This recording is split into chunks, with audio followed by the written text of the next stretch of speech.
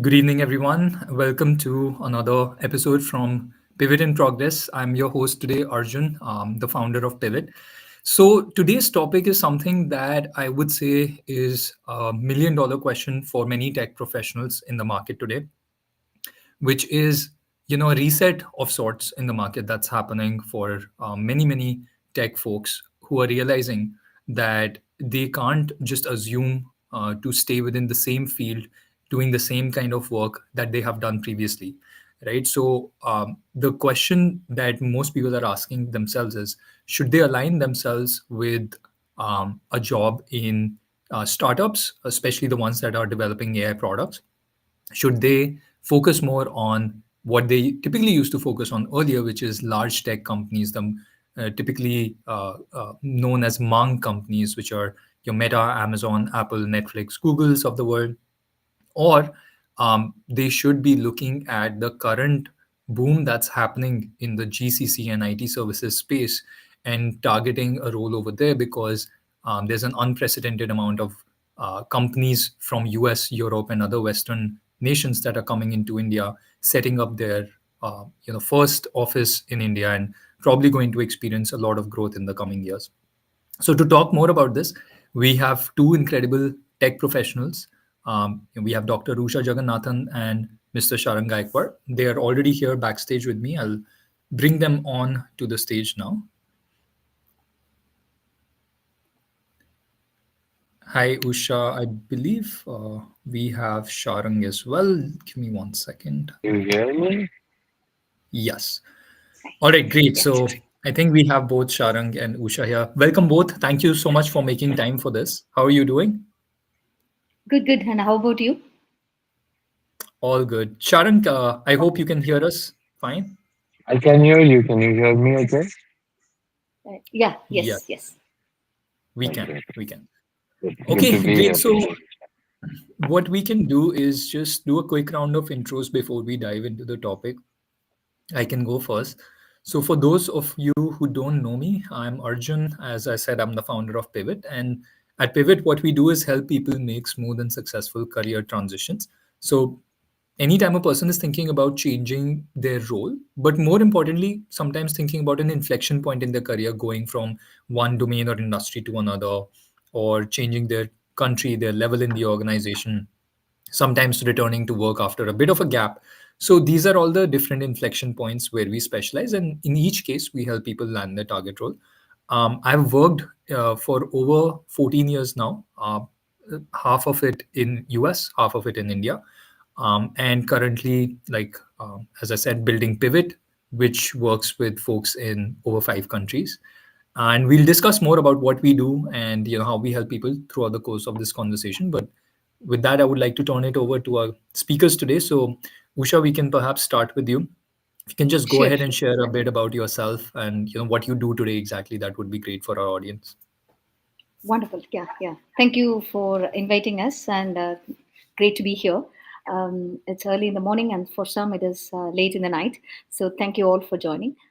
So I started off as a data person. So just as a programmer. So more in the last 15 years, I've been working in the data in the product engineering field. So data and AI product leader is how I would position myself over the last 15 years, helping companies navigate the frontier of AI because I think there was a big boom with big data, and then it all started off, and everybody was going into big data. And then my career has been focused on, how to take these complex business goals and how we can convert that into more scalable products.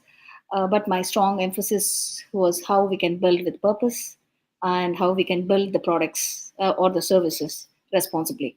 So I went into a kind of a niche area where because it's AA is, if you say like, we have to have our own niche area, like where you want to thrive, right? So where you want to progress and move up in the ladder. So mine, I would say it's in the responsible AI space. So in the last two jobs at McKinsey and at Marsh McLennan, so I had that very unique opportunity where I could bridge the gap between the technical innovation and as well as the real world business strategy. So we would take all the POCs, how to take initial concept of the POC and then make it into productize it, so that we can roll it to the customers and to the or to the internal stakeholders. So I would say my journey has taught me the biggest challenge isn't the technology. It's like, it's always put people first, and also my challenge has been the ambiguity that I had in order to navigate as leaders, right? So as you grow, you need to lead your team, make them high performing team. That's where. So today, what I'm doing is like at IEEE standards business model. I'm like helping professionals like you find your path and build a career. So what we do is like we build products, and that could go out as trainings. It could go out as we also build Gen AI applications. So I work on those in order to build products that would help.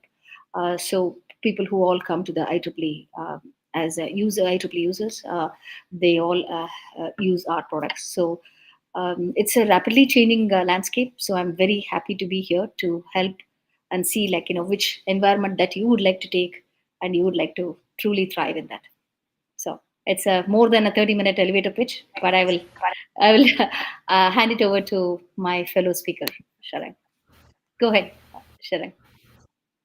Yes, please, Sharon, go ahead. And if you could just share a similar, intro and background. Absolutely.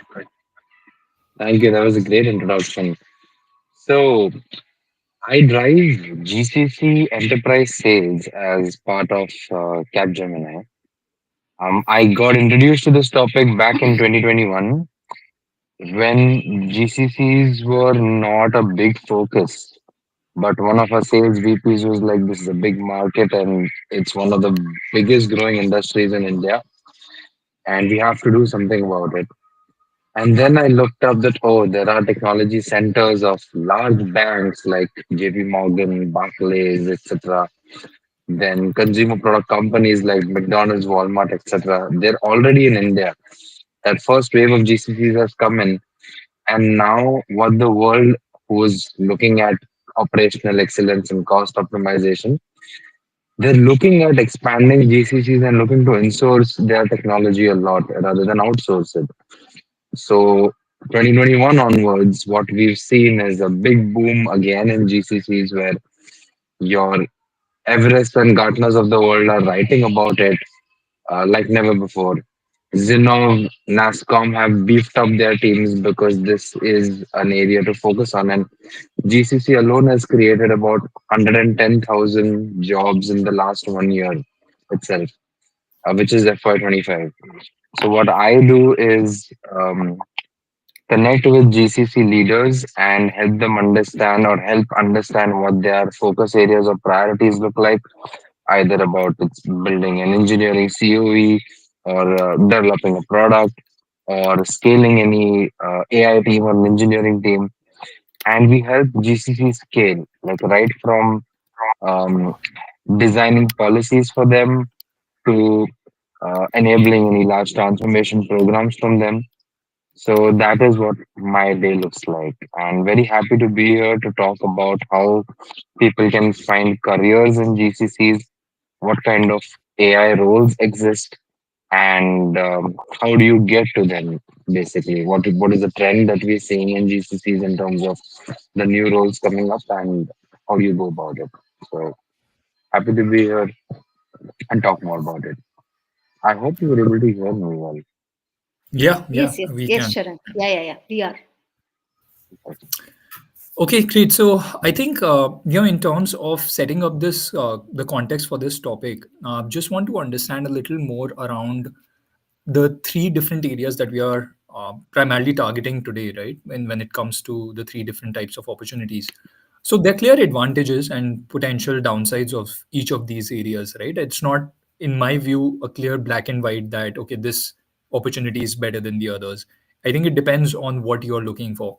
So, for example, for MAANG, we know a lot of people, especially in India, the professionals used to get attracted towards MAANG because of the brand that they have, and kind of the usually the strong reward system they have. They usually pay above the market competitive levels.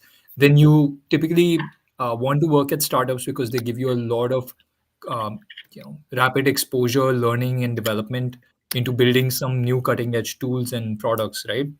Which take much more time building at a MAANG, because MAANG has more bureaucracy, larger teams, takes more time. And then now today, obviously, as Sharang was putting it very well, that GCC is a relatively new space for many tech professionals as a consideration. They had not thought about it earlier, but because of the significant bombardment of new companies coming into India, that is another space to be targeted, and has a different type of pros and cons portfolio for that. So can Usha, can we start with you and talk about, number one, the key facets of these particular opportunities that we are seeing? Like, what is the number one advantage or downside for each of these opportunities according to you? And more importantly, how should tech professionals think about making career decisions when they think of these opportunities? Like, what are the factors they should keep in mind when considering these opportunities? Sure, sure. Yeah, definitely. Yeah. So, see, the title itself is MONG versus startups versus GCCs. So, I believe like Sharang gave great data points and how he's building engineering COE and how he is also helping scale from designing to enabling transformations. So, starting with MONG, let's take these huge big tech companies. We all get attracted, if, especially, fresh graduates when they are coming out of their universities, they want to see whether they could go into these brands, big brands, which is very attractive, very like a lot of perks. And what we need to look into it, and let's say that you get the offer, you need to do your homework before you join in. Like, let's say you get a couple of offers, one on startup, one from big tech companies. Obviously, we will lean more towards the big tech, but what the down, I wouldn't call it as downside, but each one has its own pros and cons. But what you need to know is like, in big tech companies, you are trying to impact probably several millions of users, right, based on what their customer end product, their end product rolled out to the customers. And but once you join, you need to keep up with the pace faster. There is no warm up time. There is no like, okay, there is 30, 60, 90-day rule, like a 90-day thing. Okay, in 30 days this is what I did, because 30-day, oh, I have time 90 days to learn and grow. It's not like that. You have to think on your feet and you have to move faster, because it's very agile. And all the other teams, the team members in your, it would be a probably a, uh, um, 30 to 50 team, 50 people in your team. And so you're just moving up with that pace, and you need to learn every day to apply. And it's in parallel, you have to do learn the environment, get acclimatized, and right from day one. So you cannot say, oh, I have that 90-day. We cannot have that mindset at all in the big tech companies. So that is something that I have learned. When I went into the consulting side or McKinsey, everybody, it's like we are working with really top brilliant people. So, and everybody is like very they think on their feet, and it moves very fast, because the product rollout is whether you're building product, whether you're building services, it's like the rollout time is like very strict deadlines you have. So that is something that you need to think about. And if it is startups, because there are three segments we are looking at, three pillars, right? So if it is startups, of course, I mentioned like, what if you have two offers, like one from tech, big tech, and one from startup. So if it is startup company, it's like, it would be very rewarding. It would be small team. So, but it is Mhm. also very, very risky, right? So it's like, but you're going to put on something like a co-creator, like how right now we use Copilot and all these things as a co-creator for AI. But you will be wearing multiple hats. Your role is not cut out saying like, oh, you are the product lead or you are doing just this, but you would be talking to many people. So you will be talking to many cross-functional teams in a big tech company, in order to get that visibility, get who you are, and then get the information so you can apply that and work. Whereas in startups, it's like you are putting multiple hats. So there will be immense pressure even here, but a different kind of pressure, because you need to find your product market fit, right? So, um, so in recently, like when I came out of McKinsey and before joining IEEE, I was even today, I guide a couple of stealth AI startups. So what I see is like, these startups where you get to truly own a product, but you need to drive your success from the ground up. It's not like something you go and join in the Mm. middle and build the product. So that is something you need to keep up, saying like, okay, which one you are cut out for. And that mindset, that attitude is needed. It doesn't matter like, which company you, but once you know this is what, oh, I really want to see where I can go into startups and then build my career out, then that is where you are. And it's, there will be, it's like, it's and also it's like that, fail fast is gone. People, many leaders do not like this fail fast phrase. They want to see Yeah. fail forward, like how you learn, fail, because it's, we learn from the mistakes in the POCs and then move forward. And I would like to keep the GCC part to Sharang. So, and obviously, he could be able to speak for both Mong and AA startups. But I will pause here so that I would give time for Sharang. Yeah, absolutely. And thanks for sharing that, Usha. I think that was well covered. Sharang, obviously, you have worked extensively in GCC space. And like you said, there's a lot of new GCCs coming to India over the last couple of years. And it's expected to, I believe, double in the next 3 years or so. So India already has, I think, more than 50% of total GCCs out there in the market, and it's expected to double. Now, how does that firstly present itself as an opportunity of its own? Meaning, what kind of parameters should people consider when deciding whether GCCs are the right fit for them, especially if they're transitioning from other types of industries? And the second thing is, according to your experience and knowledge, how would an opportunity in GCC compare to opportunities within large tech and early stage AI startups, typically speaking? Yeah. So to your first point, um, a little bit more understanding of GCCs, right? GCCs came in thinking they would do only shared support or shared services, which is your business process outsourcing, BPO, which is say accounting, back office work, finance, etc. Then came the IT layer, which is your SAP, Oracle, little bit of databases, the proper IT layer. Now the trend we are seeing is GCCs don't want to be back office centers; they want to be innovation centers. They want to drive new product development. They want to drive, say, innovation, pilot Gen AI POCs. Another stat I was reading is about 30 to 40% of Gen AI POCs in GCCs move to production versus in large other enterprises or startups, it's a smaller number. We're seeing this mindset shift. So, someone looking at McDonald's or a Wells Fargo or a Target should keep this in mind that don't look at only your span of IT or don't look at it as a tech role, look for broader ownership roles. For example, Netflix. I'm just taking client example, company example names that I know of. They are hiring or they hire not only for back end tech for APAC, but also for APAC market in India. Now that's another dimension, right? First, you were talking about an IT role. Then now I'm saying it's a global IT transformation role, like a global span of innovation. Now it's also APAC as a market, and you're getting a global role in Netflix to look at APAC as a market because India has strong talent, good language barriers, and a good ecosystem of leaders. So we are seeing global roles come out of India. I mentioned this last time also. We were in three-digit global roles back in 2015. In 10 years, we are at about 6,000 global roles in India. And in the next 5 years, we are expected to have 30,000 global roles in India. Like, let that sink in.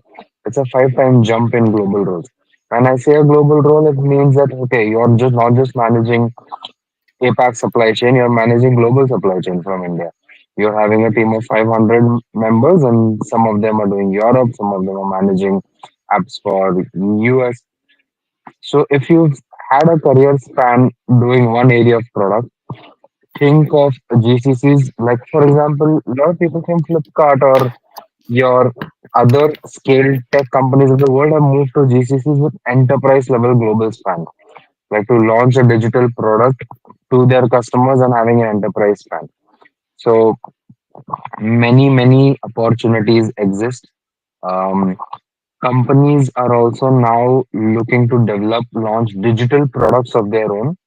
If you see in the last 4 5 years, people have pivoted, or I wouldn't just say like not just people, the companies have pivoted their strategy to not just sell a machine or not just sell an equipment, large equipment, or even a bottle, but to have more asset management solution around it. Like look at Siemens, look at Baker Hughes, look at Schneider. They don't just sell meters anymore. Look at Honeywell. They don't just sell uh, aircrafts anymore. They want to sell more operating system led digital products that can be monetized, because what SaaS had shown us, they realize, oh, this is recurrent revenue that your company can look to get eventually without just a little bit of effort in developing the product. So companies are in their mindset, and I know for a fact enterprise product owners are now residing in India because we've had such a great trajectory of product managers. They are now looking for roles. So that's a different lens altogether. Now, how do you pick between um, a MAANG or an AI startup or a GCC? And my personal recommendation is Usha touched upon it. It is what kind of a risk do you want to step into? Um, AI startups right now have a lot of volatility. Like, think about quick commerce, right? Everyone had the same philosophy. Quick commerce may now people are delivering only agarbattis or only uh, makeup led stuff for quick commerce. And then we think a lot of consolidation will happen in quick commerce, because why get into vertical line of, okay, I will deliver only cycle parts in quick commerce or some other areas in quick commerce. Your existing quick commerce companies can already do that. So a lot of AI companies, if you have a code developer AI company or an image generator AI company or a audio compressor AI company, we will see a lot of vertical integration eventually, because if your OpenAI LLM can do it better already, why will they let 10 other startups do it when they can do it the best themselves? They are just piloting, they're just seeing what kind of use cases are spurring the most. And eventually, they will start doing enterprise led vertical use case of the AI by themselves. So we're going to see a lot of consolidation in that space, in my opinion. So if you're joining an AI startup, that's great, but um, there is a risk right there. Um, and at the same time, you get to learn a lot there. Like Kusha said, there's product market fit, there's multiple hacks where experience will go. So if you're looking for that kind of a risk where you're going to learn everything about AI for the next 2 years and you don't care if the startup is acquired or shut down, but you will get that crazy experience because AI is going to change the world significantly. We all know that. So if you are Yeah. at that level, you can afford that risk, you can go for it. But if you're at the level that, okay, I've done a lot of Indian tech companies now I want to go towards a global enterprise role. I want to spend time with stability, but at a global span, and chase that. That could be your calling. Man companies, man companies are honestly very difficult to get into. I mean, it's if your network is 100% job pool, like maybe top 1% or 2%, not even that, right? Like less than 1% will eventually get there. So that's a fad, I would say. I mean, if you get into it, it's great. But these two spaces are very broad right now. So wherever Mm. you are in your career is where you should choose to pick. If you can afford some risk and want some great learning, look at any startup. If you want to So that's continue a your good point. existing product, right? Yeah. Yeah, that's a good point, Sharang. So I want to kind of deep dive on that a little bit further here, which is the the risk reward profile of each of these opportunities that are there. Obviously, AI startups, as Usha and Sharang, both of you have pointed out, have a higher risk profile, just like most startups, right? But at the same time, we all know that yes, there are going to be certain startups that don't work out in AI, but at the same time, AI as a tech is going to have the greatest impact that almost any technology has had in the world so far. Um, so from that perspective, there's a new risk element even at large tech companies. We have seen that no role is secure at MAANG companies over the last 2 3 years. Even though the companies themselves are safe and secure and they are sitting on record profits, generally growing pretty well, but we have also seen that they have done the most amount of layoffs in terms of sheer numbers over the last three to 4 years, and many times it's not anything to do with the individual professional's performance, right, or lack of experience or achievements. It's just restructuring, and that the fact is that some of these roles don't fit into the new strategy that the company has adopted, Exactly. which may impact you overnight. So because of this kind of new risk that many tech professionals are also dealing with, and hence are thinking about other potential alternatives like GCCs, like startups. Want to understand, Usha, from your perspective, how does one evaluate the different risks and rewards that are associated with these opportunities today in the market, right? And how do I make sure that I'm aligned with the right kind of opportunity? Like, if I'm a more risk averse person, I should be targeting something that aligns well with that. And if I want to take more risk, maybe see much higher rewards based on that risk taking, then I align myself with that kind of an opportunity. So, how do people judge that in today's job market? Sure, sure. Yeah, thank you. Yeah, so um, drawing from what Sharang was mentioning, so he gave clear delineation on all three pillars. Thank you for that, Sharang. So, and also like what you see is one of the episodes Pivot had conducted before, where why those mid managers are the ones that get affected in layoffs that Arjun was mentioning about. So many legacy companies building ancillary products, they also want to get into AI approach. So today I was looking into my work computer where I just got the Gartner report this morning where I was noticing through 2025 they are saying like 30% of Gen AI projects will be abandoned in whether it is larger companies or mid-size. The reason is after the proof of concept, they are either abandoned due to poor data quality, or they have inadequate risk controls, or it's escalating costs because all these resources, compute power, everything, it's all add on to the cost for the companies, right? So else on overall, what you notice is like there is an unclear business value because it's what is the ROI that they are getting. You can get the secure buy-in from the C-suite only when you could go and demo it first, right? Which is like I would say in a crude method that you show something even before you jump into a functional POC, right? So what I would say is there are different risks, right? So let's start with. So I talked about the legacy companies. So because they are also getting into the AA approach. So AA first, AA adoption, all those things are happening, but what you need to know is frame that path as in a kind of a methodical progression for you to grow up in the corporate ladder.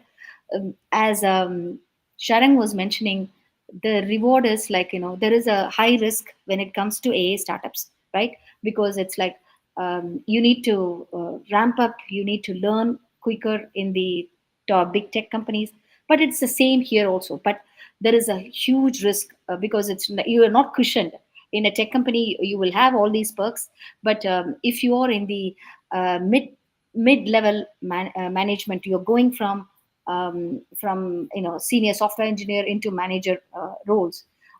What you need to know, whether you're in the product, whether you're in the engineering cutout role, make sure that if you're in the product, no longer people are looking for just generic product managers, they are looking for technical product managers.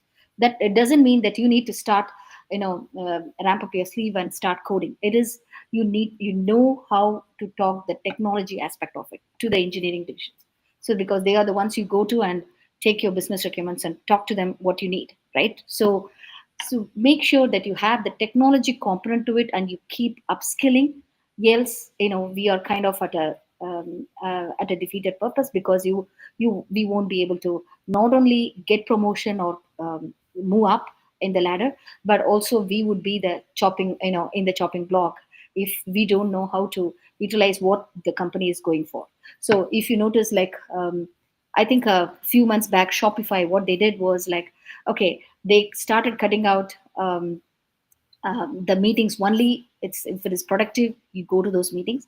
Else, you do not go to those meetings. The reason I bring it up is my youngest son. He will ask me like, "Ma, you are on meetings. When are you working?" So that got me thinking. Mhm. This was a year ago, you know. So it's like because our days are packed that way, right? So, but when so that is why what happens is like my children will say like you're always in front of your system. So what happens is like after all the meetings, you take that information, you end up doing it only at the end of the day. So Yeah. so that you need to deliver, right? So so the reason I'm bringing it up is go have that product where your productivity matters. It's because if you're growing up in the ladder, you cannot say, oh, I cannot attend these meetings. But if it Yeah. really makes, you need to have that buy-in from your managers and see like, okay, where all that you could be able to really this would help, and then go after that. But position this as a like a path for rapid learning, like where you think like you can take ownership, as Sharang was mentioning, and where you can create the direct impact. That is critical, because if we are only looking at reward in the sense like, oh, that gives me a lot of perks and they are giving me sign on bonus, yes, definitely monetary sense we need to look into it. But where you're going to grow, where you're, because if we don't have the passion, we are not going to enjoy the job, and we will soon likely be coming out of it. So it's like, the even though there might be a lot of risk, like instability as you join, but let us not put ourselves to failure, and see like what we need to get it done in order to achieve that business ROI.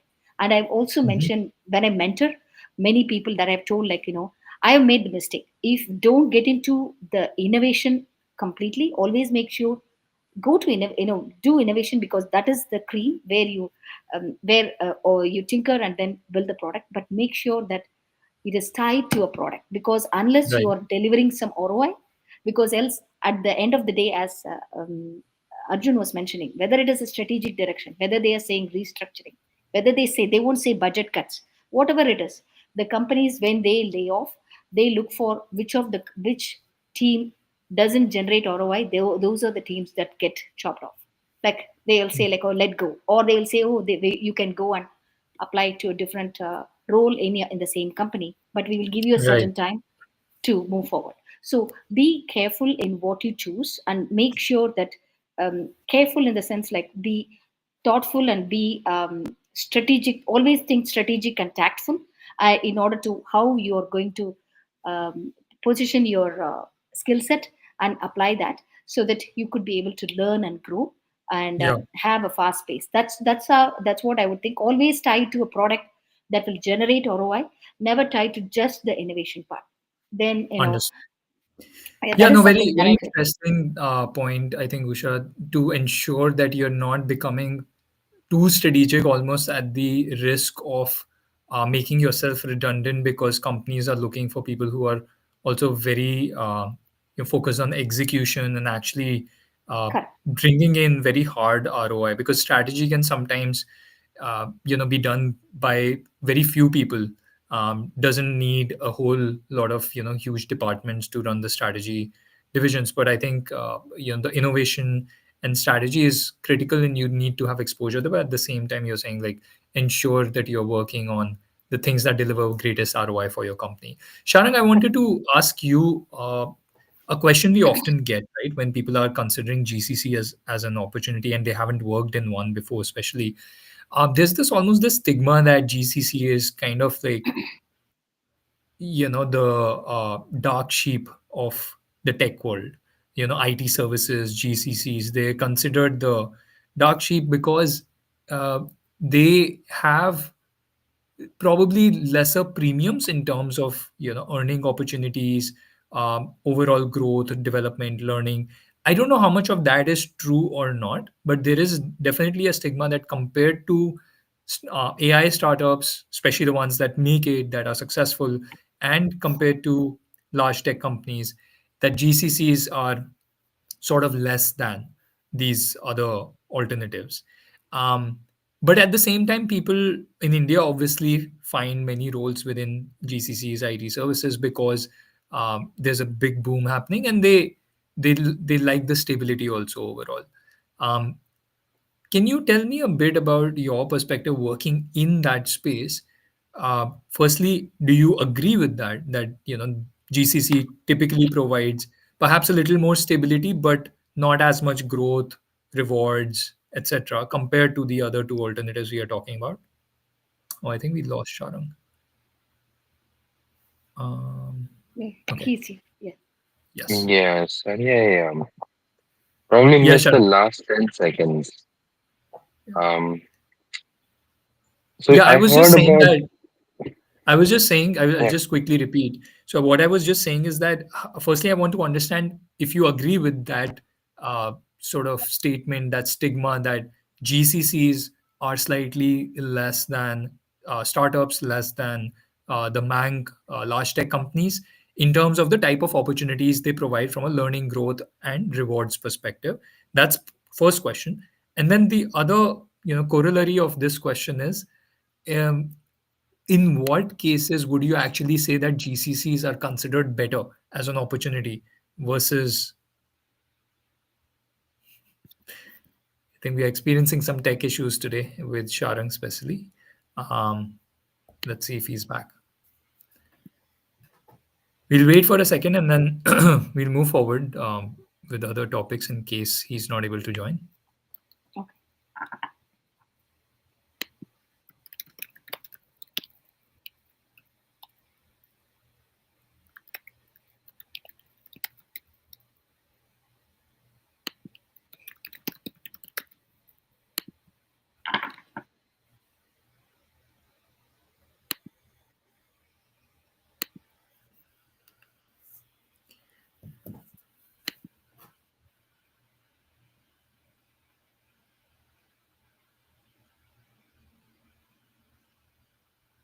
Usha, while we're waiting, perhaps we can, get your thoughts on this topic as well, just to make use of our time more productively.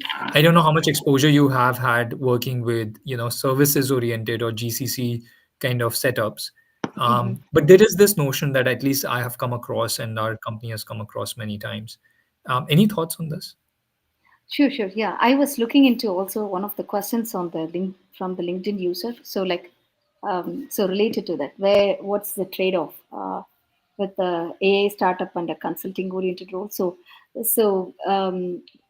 what I was looking at is like we cannot be. So if it's like more in the AA startup side, it's like you are more of a you more of a generalist, right? With because you come with so much AA data and AA expertise, but you want to start with how you can go with the solving the customer problems from the proof of concept to productization. It's like you need to do quick prototyping, client management, all those things. Whereas in the GCC part that you are looking at is like it's very structured, and you need to have like you need to also follow along, like because you need to know like a specific domain to market, like where Mhm. know Right, about like right. whether it's a regulatory compliance, let's say, or it is like you want to do model validation, because he was mentioning about Sharang was mentioning about how he also helps a lot of digital transformations in the GCC side. So what I am looking at is like not only Microsoft and the other like Salesforce, other companies where they have their own threat assessment teams today. I also, when I visited India just now and came back, I noticed like I was talking to some of these mid companies, like I was like Tech Mahindra and other companies that I was talking to some of the people that they were saying like they also have these AI red teams that they have come up, they are putting together in order to make sure how they can in order to go through this massive transformation, they want to see like how they can build and deploy AI at an enterprise scale. So what I'm looking at is like when you ask on the GCC side is what was your last part of the question that you asked for Sharon specifically Yeah, I mean, the on? first was, do you agree with the statement around stigma that GCCs provide lesser opportunities for growth and pay compared to startups and large tech? Second question was, do we believe that there are certain types of opportunities which are better within the GCC setups as opposed to large tech and startups? they Mm, they are there are, because right now, as I mentioned, it's not like, they are looking at only like where for the it's a like a just as a capability center that they are looking at. So it's they are also, trying to innovate, as Sharang was mentioning. So you might find like they are also, paying well from what I have seen. So it's like some companies, they do like project to project. So in that project, if you do really well, then it is cut out to what the bonus you're getting. So it's based on the performance, what you do and what you deliver, and that is how it is like you uh, get the get the payout, like whether it is and also what one other thing I've noticed is like the stigma that you are mentioning about, it is there, but I think, like, as you see, like, they are maturing where they are going into these pockets where unless they leverage AI, Mhm. they won't be able to do it. But so one thing that I want to bring it up here is like, not for every problem that we need AI, but how we are going to approach that. So I think like GCCs are looking at like they understand why behind that project that they take, and they also see like, okay, is AI the best approach for this, and before they Mm. even ask how. So I think that there is, all these three pillars are cut out for, based on like what, based on your expertise and based on your skill set, and whether you have that what to say, like the attitude matters a lot. Like, okay, I would be able to thrive. It's not for everybody to go into that startup phase where you say like, okay, I could be able to do this. Because in Mhm. GCCs, I don't know, whether they have like bench approach where it's like you complete a project and there could be a pause where you won't get a project for a couple of months, and then you would Yeah. still be tied to the same company, but you would be like on the beach, they say, like, and then you would again yeah. take another project. So Yeah. that risk is Usha, there. just in the interest of time, since Sharang has Are not you been able getting to, heard me? pitch in here, just want Yeah, to yeah. see he's back here. Just want to see if we Sure. can give him a chance to share his Yes, yes. thoughts. Yeah, Sharang, can you hear yeah. us? Is I he can, there? I can. Can you hear me? Yes, we can. Yeah, yeah. Do you want Okay. to Oh, share your thoughts on that question, Sharang, that yeah, I yeah. had I'll asked do him? it quickly. Go ahead. Go ahead. I didn't realize why my internet and mobile network both got triggered at the same time.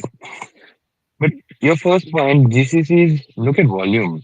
Um, your AI startups open roles would be like 5 to 10% of the job market. MAANG companies would be 1 to 2% of the job market. GCCs would be at least 30 to 40% or even more of the job market. Can you folks hear me? Or I lost you.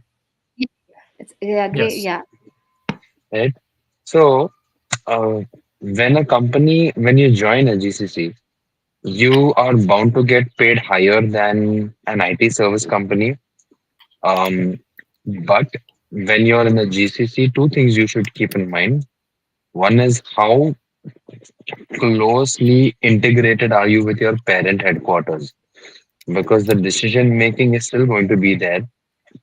And while GCCs are fighting for a seat at the table, they are getting it. But unless you're getting quality work from there, that's a question. If you are aligned with your parent HQ, then you should look to aspire to either move there or ensure that every 2 years you get a rotation within the GCC. If not, your learning can potentially stagnate. And GCCs face attrition every 3 years also because they don't do rotation programs. And a mid-level person after 10 years joins the GCC and they're like, "Arey, 2 years, 2.5 years, I've done the same product, the same kind of role. They're not looking at my careers. Hey, some other person is paying 20, 30% higher, and that's what we see. And then they open come to companies like us for open demands. But if you feel you're aligned with your global parent company, you're aligned with global work, that's a good sign. And while global yet local, right? That's a flavor you should get, which your IT companies or which your AI startups won't allow. And the pay is higher than IT companies, but probably lesser than AI startups and definitely mine. but there's more volume. So the probability of you cracking a GCC is higher than either an AI Mm. startup or a tech company. That's what I would say. And of And course, it's more stable because you are More the stable. ROI. You are the ROI. Yeah, correct. yeah. Yeah. I mean, it's more people centric as it's in the services model as opposed to just the tech and the product. Actually, I was going to ask about that. In GCCs, have we seen any major risks, Sharang, just the way that we're seeing, tens of thousands of people being laid off from MAANG and large tech? Obviously, startups have a 90+% failure rate even today. So there are established risks in the other two sectors. What are some of the key risks that you're seeing in GCCs? I would say firing is less of a risk, honestly, because someone's fired a global head of supply chain in Europe and hired you. So you are at one third the cost. So you are less likely to get moved out. And I've seen this in IT companies, I've seen this in GCCs. Unlikely do people get laid off. The risk Mm-hmm. that I see is career stagnancy, not enough global exposure, because sometimes if you have a boss, like an engineering director, for example, who's only giving you your set of work, not making you interact with global teams, not giving you potential on-site opportunities every once in a while, then you get stagnated, and that's a risk for both the company and the person and the GCC because your learning is halted. And the individual.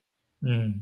So Right. there is a risk. So every 2 3 years, you need to have that open conversation with your manager that boss, you are doing 20 different things. At least this unit is doing 20 different things. My interests are Mm. some of these also. Then let me move. And there are going to be potential opportunities to move outside also. I think that's a very good point. Sharang, Yeah, Usha, please go ahead. yeah, Please go ahead. yeah, yeah. No, no. To your point, I wanted to also ask. Like I was talking about while coming back. So I was also. Is there something like in between you are in a bench? Like one project is done, then you have a couple of months or a couple of weeks before you get into a new project because it has moved away from the back office and where we are trying to, as you mentioned, a lot of innovation is happening in GCC. One thing I was looking at, is there a risk of being tied to a cost center? Like, what to say? You may still have teams Yeah. that function as a cost center, but it's as you say, it might limit your freedom, right? For your career progression. So, is it something that there is a risk involved in that? Because it will have a very limited autonomy. No, absolutely. So I was just today talking to one of my clients, and he's also an engineering director at a large oil field GCCs. Okay, He was telling me he's overstaffed right now and does not have the bandwidth I to see. cater Yeah. to our opportunities, for example. So the risk potentially comes to say service providers who are providing stuff on contractual basis, which like okay now the client is overstaffed and they cannot hire more contractors, and that's fine. These are still contract payrolls, and we're supposed to get better and other opportunities for say people. But Right. as a GCC, there are a few who go through large chunks of hiring and then instead of attrition are expected to get laid because hey we hired so many and we thought we needed 300 people for these many projects, but now the Hmm. demand is for 200 projects. But and I've seen that that happens, but that's like 10% of the case, not like 70% of the cases in case of mine, 10 to 20. But even when that happens in 2020, it's your GCC leadership ability to source more projects for these people, and typically that happens. They don't want to let go of people who they have hired for more work to come in, and more work is always there, it's already there. Like financial services have 50,000 people in India, so they will go through their chunks of highs and lows. Hmm. But that you find need to find a good leader to get you good projects there. Right, right. Yeah. I saw a stat. I know we have only 10 minutes. So I saw a stat just a couple of days ago after, Arjun invited us. So for this, so where I noticed like you were talking about the pay, where I also noticed like these GCCs, mainly in India, I heard like in predominantly in Asia, are offering like around 20 to 25% higher pay if you're in a specialized role like in AI engineering director or a cloud architect, or a data analytic person. So compared to other normal IT service firms, like I heard that some of the tech hubs they are trying to offer a higher pay. So that is something to a good takeaway for the audience. I was thinking if they are also leaning towards going into the GCC market. Yeah. Yeah, absolutely. I've heard significant CTCs of the order even 80, 90, 1 CR plus in GCCs, which was pretty So true. fascinating to see because these are the global roles, right? VP of AI Right. ML, Director of Correct. Global Correct. Analytics. Yeah. Yeah. Yeah. Yeah. So those roles are It's a increasing. Right. Just in the yeah. interest of time, sorry to interject both, Yeah. but we should No start problem. taking up questions because there are at least a couple of questions that I can see here. Okay. One is very interesting question from Akshay Kamath, and this is about exactly the topic that we have been discussing, but a much more pointed question. So he said, in your experience, how does working in a Series A or Series B AI startup, like a Fractal or Quantify, where roles are fluid, customer feedback drives rapid iteration, and ownership is high, how does that opportunity compare with working in GCC, particularly within BFSI consulting, where R&D, pre-sales focus on scaling and process maturity? I mean, basically all the different nuances which are the focus areas for that particular opportunity. What are the differences, and how do you learning and career growth trade-offs differ between these consulting oriented roles in GCCs and research driven roles in AI startups? Now, I know, Sharang, you have already touched upon the career stagnation that can kick in for certain professionals within GCCs. I think this question speaks to that a little bit. So maybe you can share a bit of thoughts, around the learning and growth, career growth trade-offs that you have seen between GCCs versus, let's say, any other tech opportunities outside of GCC. Right. So interestingly, he's not talking about GCCs. He's talking about consulting companies who would Yes. consult at GCCs, which are like your Capgemini, Accentures, or otherwise of the world, will go to a GCC and help them scale up. Two different, Right. very different angles. Um, at a BFSI company, your focus is operational efficiency. Your focus is, say, enterprise-wide AI or your tech product enablement. At a startup, your focus is product market fit. Your focus is drive getting POC to innovation faster, getting rapid prototype from customer. Both have amazing career paths, I would say, Akshay, but your probability of finding the right GCC versus finding the right AI startup, just math says that GCCs might have a much better, stabler outcome. But if you are willing to risk an exciting outcome with a higher pay, higher risk reward, you have AI startups. And I feel opportunities there both are. What's your excitement? If you want to do product market fit, if you want to do customer centric work and rapid iteration, that's your AI startup opportunity. There are even great startup opportunities at GCCs also because I see ventures coming out everywhere now. Services companies like Accenture, EY, Capgemini have had ventures. Now GCCs have their own venture ecosystems to tie up with Indian startups for say same rapid prototyping, etc. Depends on where the excitement is. AI, Yeah. uh, They- both have different yeah. sets of challenges also. Like your startup will have a funding challenge, talent retention challenge. Your Yeah. uh, GCCs will have a silo challenge, global culture challenge, change management challenge. Both have different Very true. Yeah. perspectives. It's about very much about personal preference. Yeah, I It think is. also It one is. of the things that he has highlighted is consulting oriented roles in GCCs versus research driven roles at AI startups. I mean, I would love to hear Usha from you. I feel like that's a bit of an apples and orange. If you remove the GCC and AI, I mean, how do you compare consulting roles with research roles, right? Because Yeah. Yeah. consulting is much more client facing and Yeah. So advisory type of work. Research is more inward facing. putting your head down and really going deep into the subject matter kind of a role. Right, right.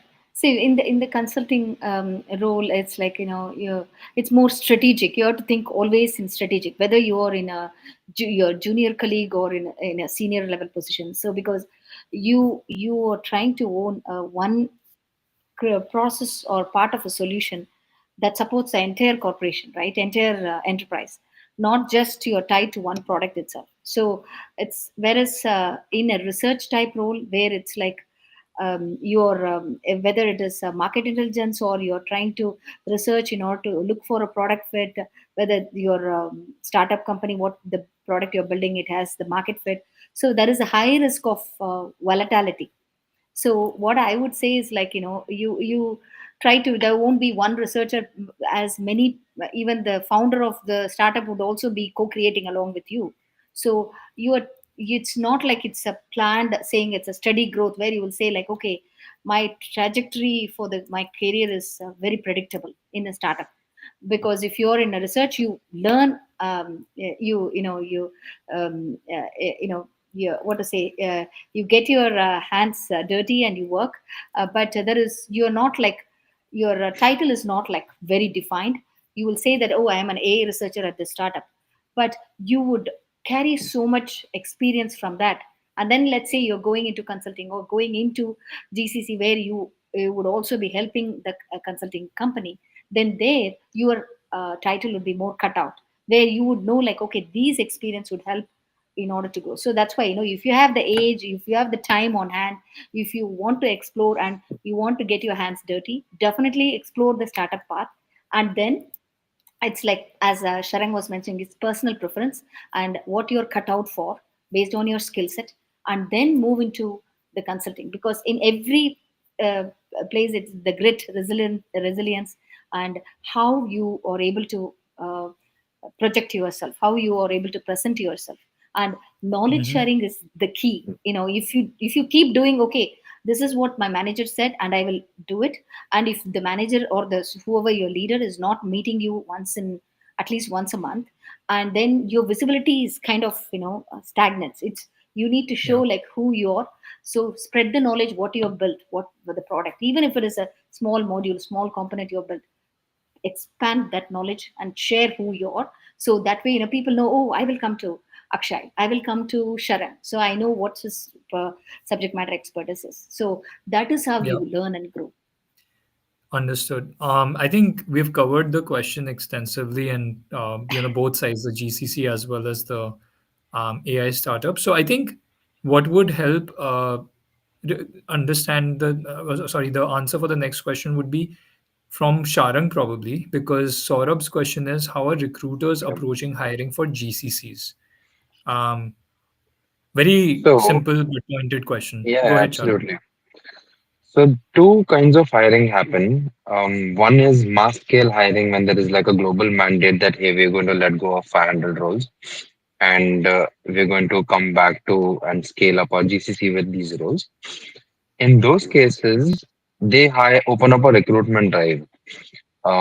You will more or less find this in news articles. You will find this on otherwise say LinkedIn posts in terms of hirings, and they will reach out to some channel partner and agencies to get them people.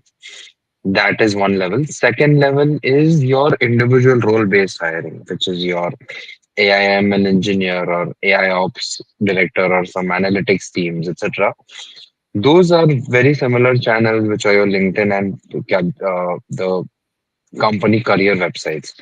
I would say if you're actively looking for roles, do two things. Keep updating your Naukri every week because Naukri has this tendency to rank you up as the sooner the last updated your CV is. Even a small change would do. Then it just gives them that, okay, there's some update that have happened. Be active on LinkedIn. I would recommend keep looking for hiring, keep looking for roles. And the best way that has worked for me is DMing people on LinkedIn rather than applying through Easy Apply because you get in faster, you get visible, and then they open you to opportunities. And even while applying through their website or applying through careers page on LinkedIn, try and get a referral. So even if you reach out to a random person on LinkedIn for a referral, random, they will likely help you because they can potentially get referral incentives or bonus, and you have a better shot at landing an interview from the thousands of applications. So those would be my takes. Yeah, but yeah, network is the key, in order to reach out. Yeah, Yeah. Yep. yeah. Fair enough. So I think we are past our time, approximately by 2 3 minutes. I think we'll try and wrap up. I see there are a couple of other questions, but what I would suggest is that you know you reach out directly to either Sharang or Usha. They are both present on our Pivot platform. We will be sharing the link to our website, and you can reach out to either Usha and Sharang, have a one-on-one session, and get much more personalized and detailed feedback with regard to your transition journey towards your target role. Um, I think with that, I would just like to thank Usha. Thank you once again. This is probably your third time with us, and Charang, I think this is again the thank you. second time for you doing a session with us. So really appreciate all your experience, sharing your insights. Um, this is a very rapidly evolving landscape, a lot of excitement, but a lot of doubts and fears in people's mind as well as to Yeah, ensuring they are going down the right path. So I think hopefully we were able to clarify on a lot of key factors and bust some myths and false notions that are out there. So I really appreciate your time, and obviously big thanks to everybody who turned out today for this session on a Thursday evening. Really appreciate that you could join us. Please feel free to share your learnings on LinkedIn or in your networks if you found them helpful. Like I think either Usha or Sharang said that knowledge only spreads when you share it with others. If you keep it to true. yourself, it doesn't spread, and it's always good to keep paying it forward because that's how you get back from others as well. So thank you everyone, and I hope you have a great rest of your day if you're in US, or great rest of your In, evening if you're in India. Thank you, Arjun. Thank you, Sharon. Thank Great you, Arjun. pointers you Thank you, provided. Shah. Thank you. Thanks Likewise. Bye bye. everyone. Thank you, Thank you. Manjari. Bye bye.